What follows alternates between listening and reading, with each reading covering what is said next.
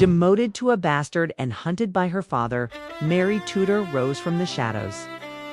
She staged a historic coup to seize the crown, but soon discovered that the throne she fought for, too, would become her tomb.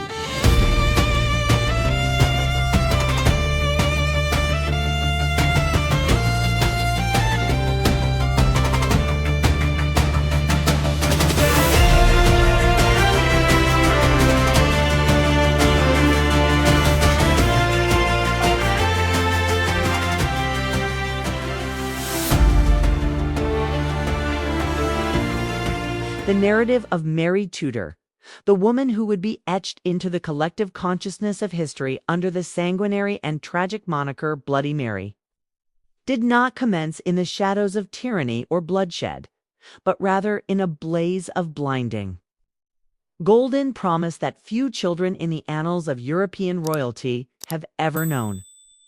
Born in the biting cold of February 1516 at the Palace of Placentia in Greenwich, she was the first healthy, surviving child of the charismatic King Henry VIII and his dignified, fiercely intelligent Spanish queen, Catherine of Aragon.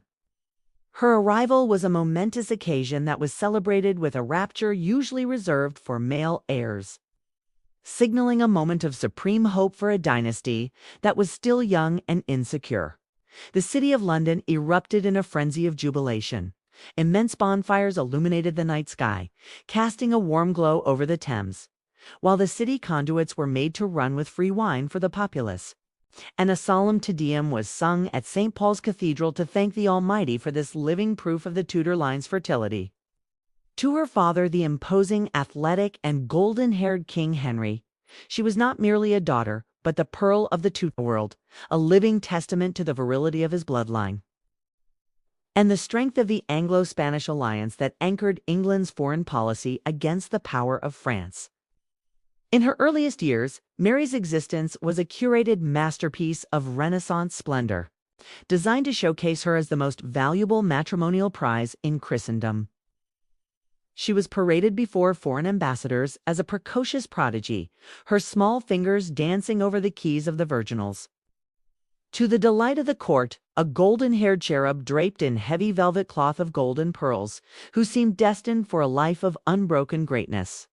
Her education was entrusted to the finest minds of Europe, guided by the illustrious humanist scholar Juan Luis Vives, who crafted a curriculum that was rigorously intellectual and shockingly progressive for a female, ensuring she mastered Latin, French, Spanish, and even Greek, preparing her not merely to be a consort, but a sovereign capable of ruling in her own right. She was the undisputed heiress presumptive, treated with all the deference of a Prince of Wales, holding her own viceregal court at Ludlow Castle in the Welsh Marches, a visible symbol of the future governance of the realm. Yet beneath this veneer of adoration and unassailable royal privilege, a quiet tragedy was festering. She was the only survivor of Catherine's many heartbreaking pregnancies, a solitary jewel in a crown that desperately, existentially required a male heir to secure the succession against the specter of civil war that had plagued England during the Wars of the Roses. This immense weight of expectation, coupled with the lavish, suffocating affection of her father, created a world of security that Mary believed was immutable. Blissfully unaware that the very foundation of her happiness, her father's love, was entirely conditional, hinging on political utility and a desperate, maddening quest for a son that would soon tear her idyllic world apart and turn her own father into her tormentor. The shattering of Mary's paradise was not a sudden cataclysm, but a slow, agonizing corrosion driven by the great matter. A dynastic crisis that would see a beloved princess transformed into a political liability and a symbol of disobedience. By the mid-1520s, Henry VIII's obsession with securing a male heir had mutated from a king's duty into a theological mania, convinced that his marriage to his brother's widow Catherine was cursed by God according to a specific reading of the book of Leviticus. He sought an annulment that would free him to marry the dark-eyed, captivating Anne Boleyn. For Mary, now entering her sensitive teenage years, this was not just a legal maneuver or a high-stakes diplomatic chess game. but a devastating personal betrayal that upended her entire psychological reality.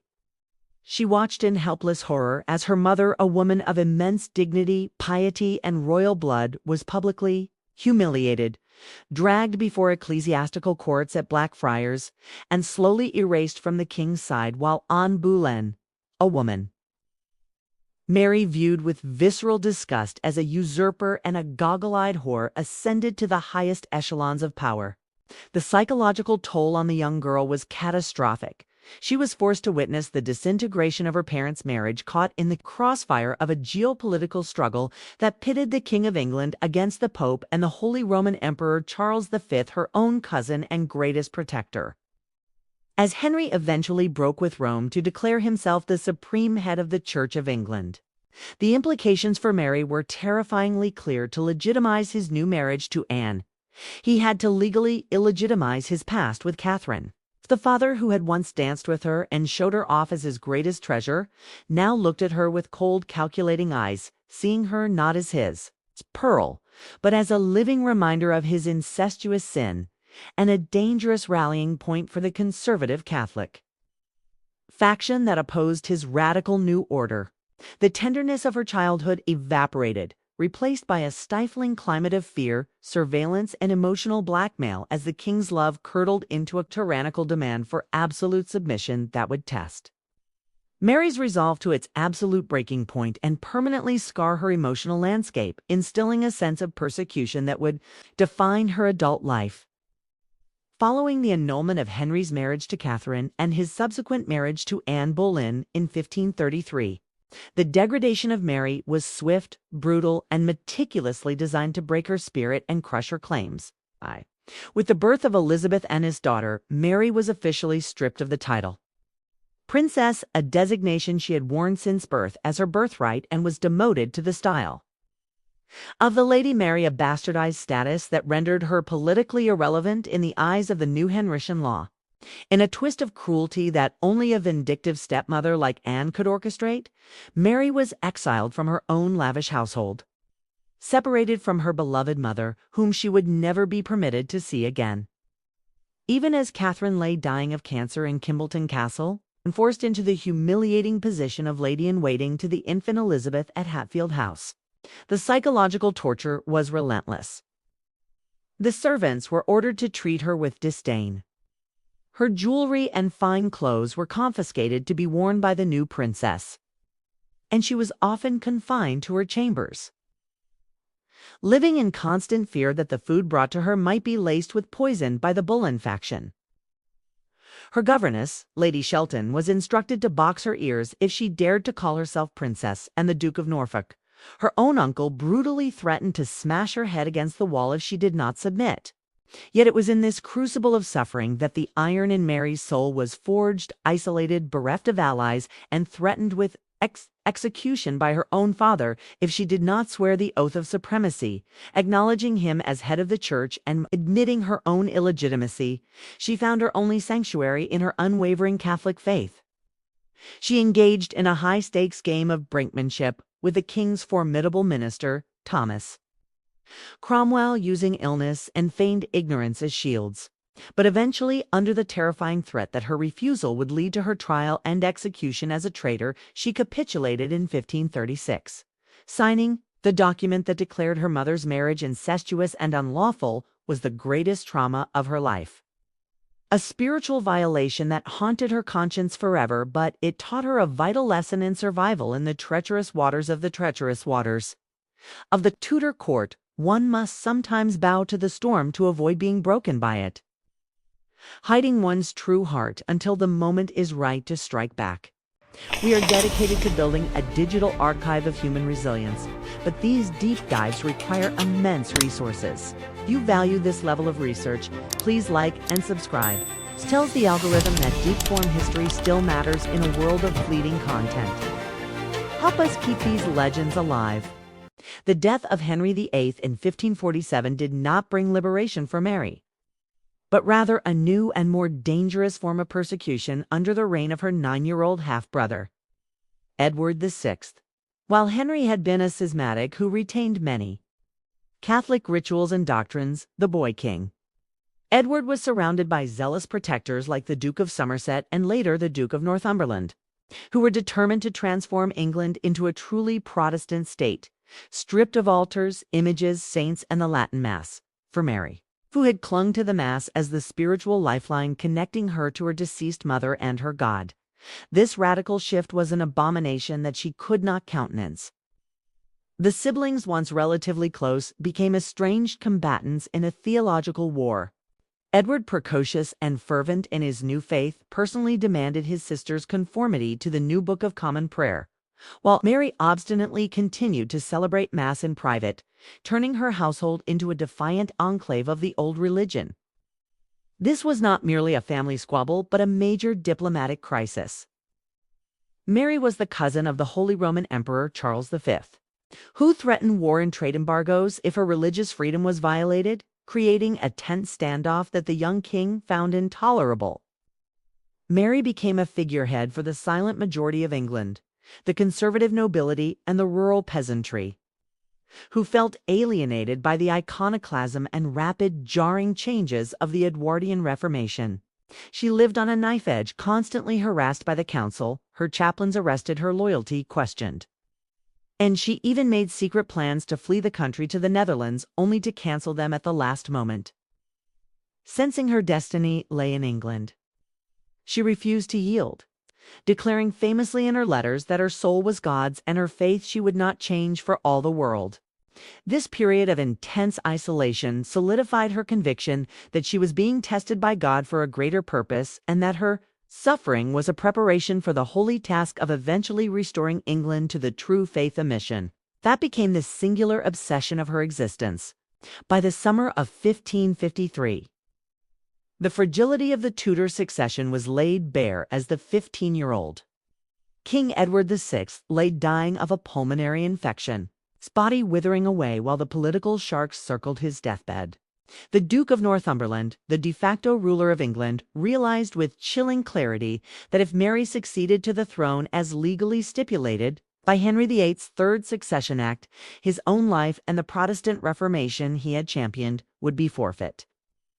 In a desperate and audacious power grab, Northumberland persuaded the dying teenage king to compose his devise for the succession, a document that bypassed both his half-sisters, Mary and Elizabeth, on the spurious grounds of their illegitimacy, and instead named Lady Jane Grey, Edward's Protestant cousin and Northumberland's own daughter-in-law, as the heir. This was a breathtaking subversion of the law and custom, a coup d'etat dressed up in the robes of religious necessity. As Edward took his final breaths, a trap was set. Mary was summoned to London under the pretense of visiting her dying brother, a ruse intended to capture her and imprison her in the Tower of London before she could rally any support. However, Mary, honed by years of navigating treachery and living in constant suspicion, received a secret warning on the road, likely from a sympathetic insider within the council who saw the wind changing and made the most critical decision of her life. Instead of riding into the Lion's Mouth in London, she turned her horse sharply northeast towards East Anglia, to her estates in Kenninghall and later the formidable fortress of Framlingham Castle. It was a gamble of immense proportions. She was fleeing away from the seat of power, declaring herself queen in open defiance of the government in London, knowing full well that if she failed, her head would end up on a spike and the Catholic cause in England would be extinguished forever. What followed was the only successful coup d'etat in Tudor history, and remarkably, it was orchestrated and led by a woman who had been dismissed for decades as a powerless bastard, ensconced within the fortified walls of Framlingham Castle. Mary acted with the decisiveness and strategic acumen of a seasoned general, defying every stereotype of female passivity. She sent letters to the Privy Council demanding her right, mustered local gentry, and turned her stronghold into a rallying point for the disaffected nation. The response was overwhelming and instantaneous. Thousands of men, knights, squires, and common laborers flocked to her banner, driven not just by religious preference but by a deep-seated respect for the legitimate Tudor bloodline and a hatred for the overreaching ambition of Northumberland. Ships that were sent by the council to intercept her off the coast mutinied and turned their guns over to Mary's service, delivering heavy artillery and supplies that fortified her position. Meanwhile, in London, Northumberland's support crumbled like sand. The Privy Councillors, sensing the shifting wind and fearing the wrath of the gathering army, abandoned the 9 days' queen, Lady Jane Grey, and frantically proclaimed Mary as the true sovereign to save their own skins. When Mary finally rode into London on August 3, 1553, she did so not as a fugitive, but as a conquering heroine accompanied by her sister Elizabeth and a vast retinue of nobles. The streets erupted in a frenzy of jubilation. Church bells rang out in peals of thunder.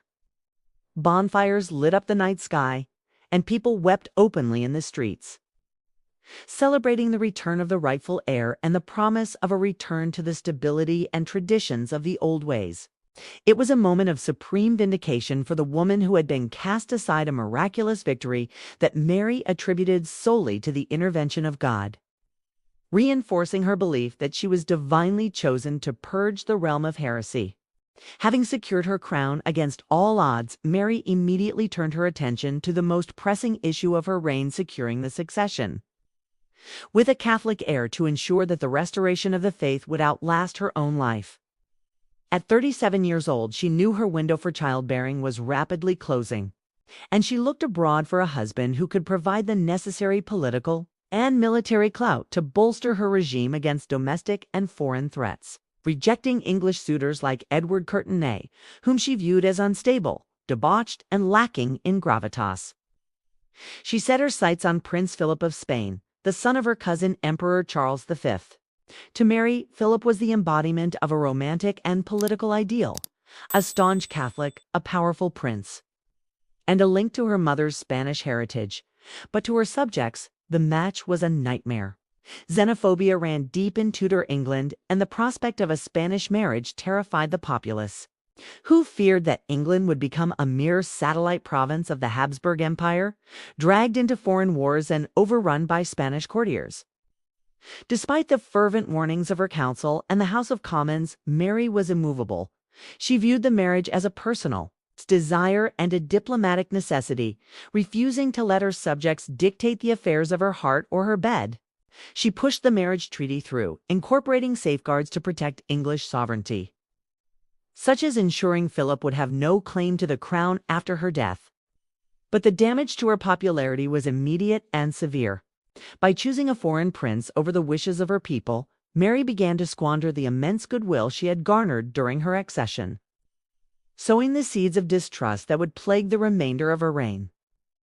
The backlash to the Spanish marriage was not limited to grumbling in the alehouses. It exploded into open-armed insurrection in early 1554 with Wyatt's Rebellion, a meticulously planned uprising led by Thomas Wyatt the Younger.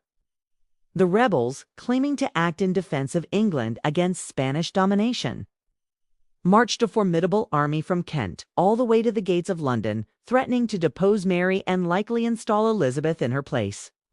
It was the most dangerous moment of her queenship, a crisis that would have sent a lesser monarch fleeing. But Mary faced it with a display of courage that rivaled the greatest warrior kings of her line.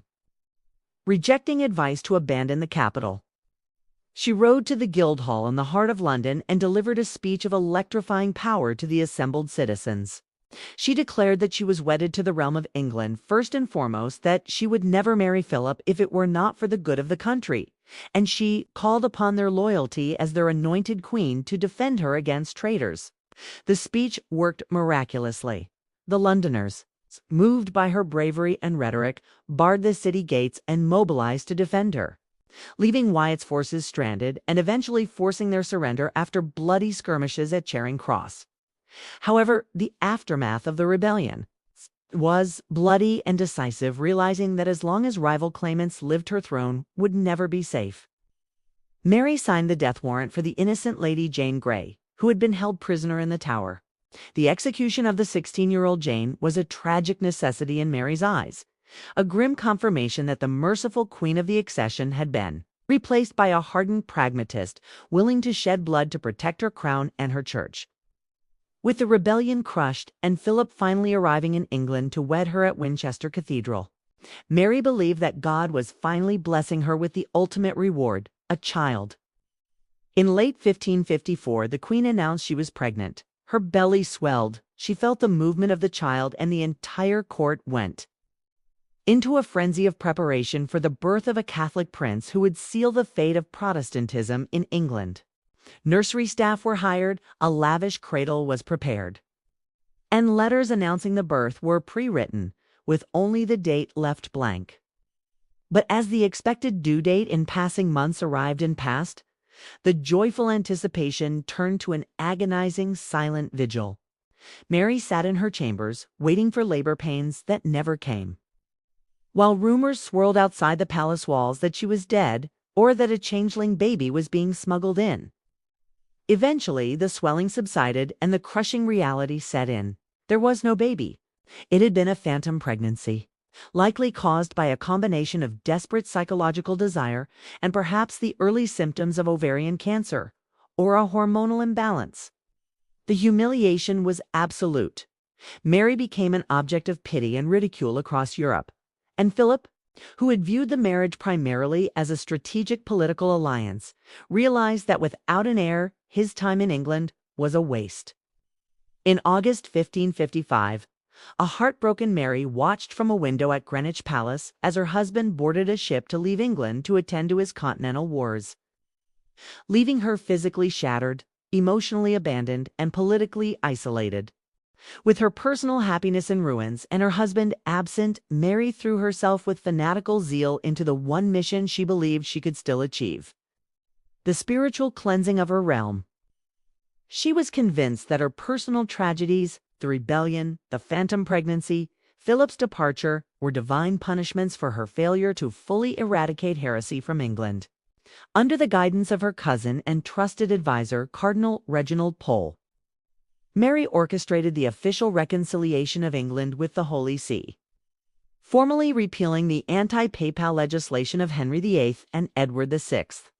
This was a massive legal and political undertaking, requiring the navigation of complex property rights regarding the former monastic lands, which the nobility refused to return. While she was forced to compromise on the land issue, Mary was uncompromising on the doctrinal front.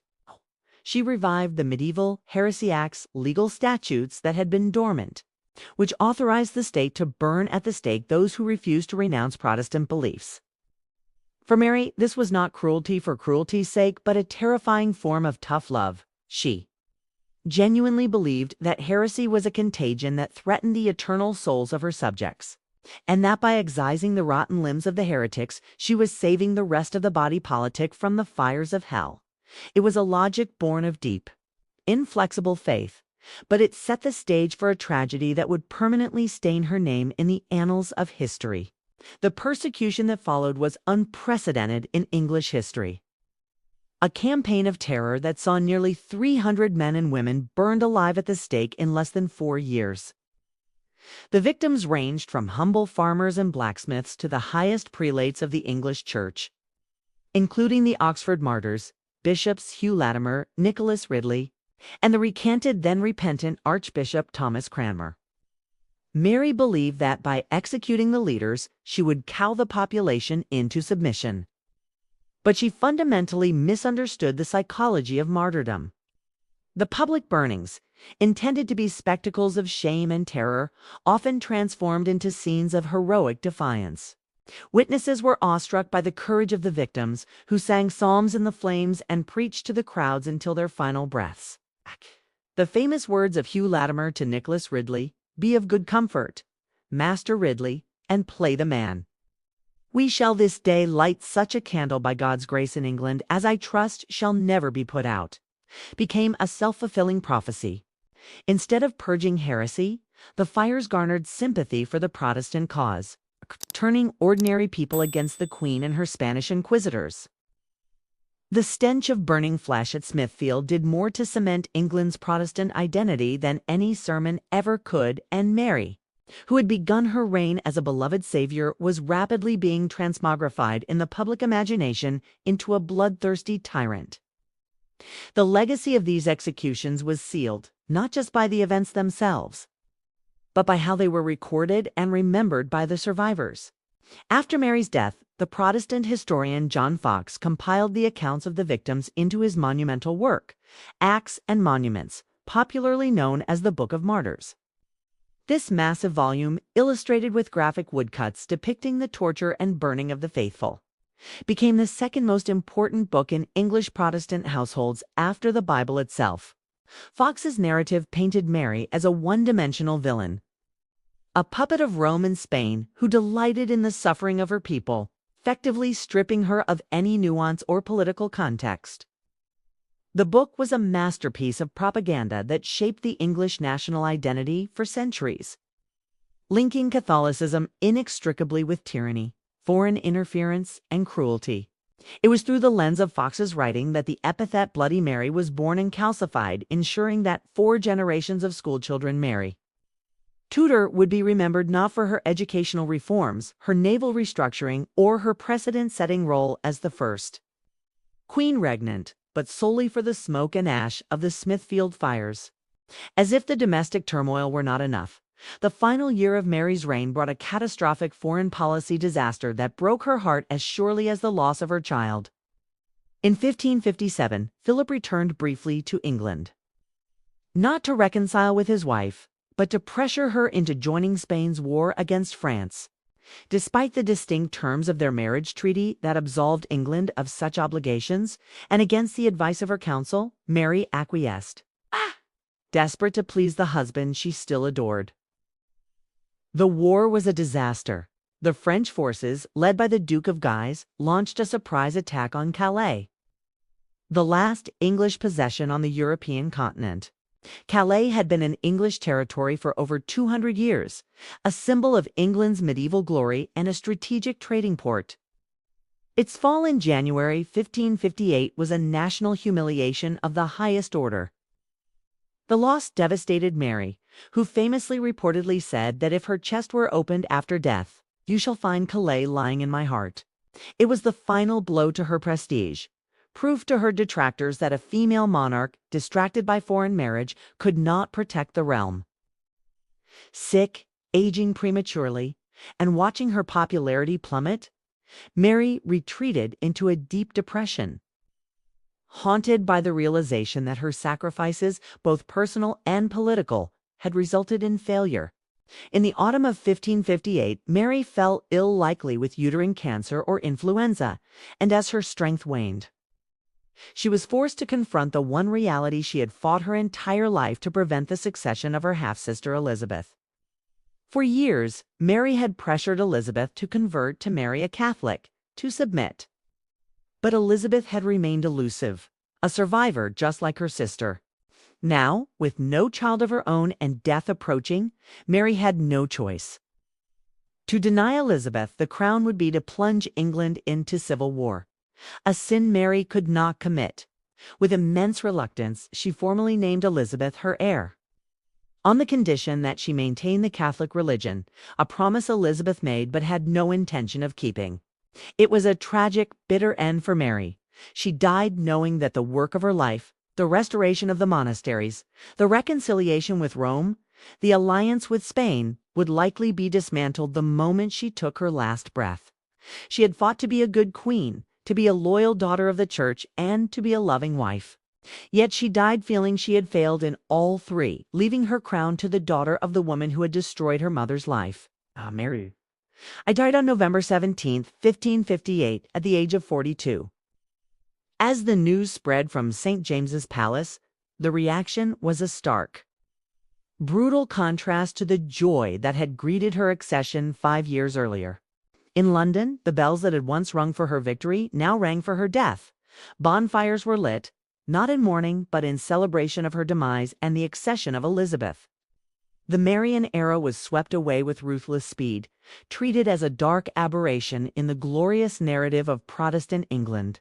Yet, looking back through the lens of modern history, Mary Tudor emerges as a far more complex and tragic figure than the caricature of Bloody Mary allows. She was a trailblazer who proved that a woman could rule England in her own right, establishing the legal precedents and court structures that Elizabeth would later inherit and perfect. She was a woman of deep intellect and fierce loyalty, a survivor of extreme emotional abuse who navigated the most treacherous court in Europe to claim her birthright. Her tragedy was that she was a ruler out of time, trying to turn back the clock in a world that was moving inexorably forward. Driven by a faith that demanded absolute purity in an age of compromise. She was not a monster, but a queen forged in fire whose desperate desire to save her people's souls led her to destroy their bodies, leaving a legacy of blood that would forever obscure the golden child she was born to be.